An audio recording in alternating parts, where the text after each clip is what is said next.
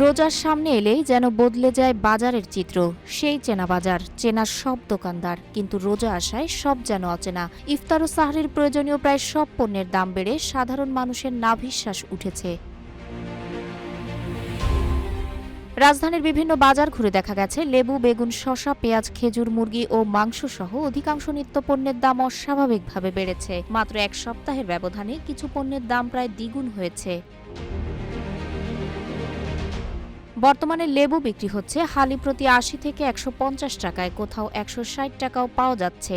বেগুন কেজিতে ১০০ থেকে ১৪০ টাকা, শসা ১২০ থেকে ১৪০ টাকা এবং কাঁচামরিচ ২০০ থেকে ২৪০ টাকা। পেঁয়াজের দামও বেড়ে খুচরায় ৬০ থেকে ৭০ টাকায় দাঁড়িয়েছে।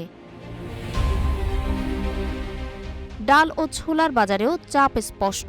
ছোলা কেজিতে ৯৫ থেকে ১০৫ টাকা এবং মসুর ডাল ১০০ থেকে ১৬০ টাকায় বিক্রি হচ্ছে। নিম্ন ও মধ্যবিত্ত পরিবারের জন্য এসব নিত্যপণ্য এখন বাড়তি চিন্তার কারণ হয়ে দাঁড়িয়েছে।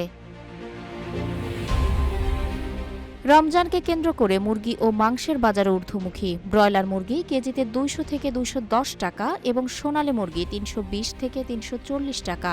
গরুর মাংস ৮০০ টাকা এবং খাসির মাংস ১৩০০ টাকা কেজিতে বিক্রি হচ্ছে। খেজুরের বাজারেও স্বস্তি নেই। শুল্ক কমানো হলেও দাম কমেনি, বরং কিছু ক্ষেত্রে আরও বেড়েছে। বিভিন্ন মানের খেজুর কেজিতে ৮০০ থেকে ১৮০০ টাকার মধ্যে বিক্রি হচ্ছে। ব্যবসায়ীরা সরবরাহ সংকট, পরিবহন খরচ বৃদ্ধি ও চাহিদা বৃদ্ধিকে দামের কারণ হিসেবে উল্লেখ করছেন। তবে ভোক্তাদের অভিযোগ, রোজা এলে একটি অসাধু সিন্ডিকেট কৃত্রিম সংকট তৈরি করে দাম বাড়িয়ে দেয়।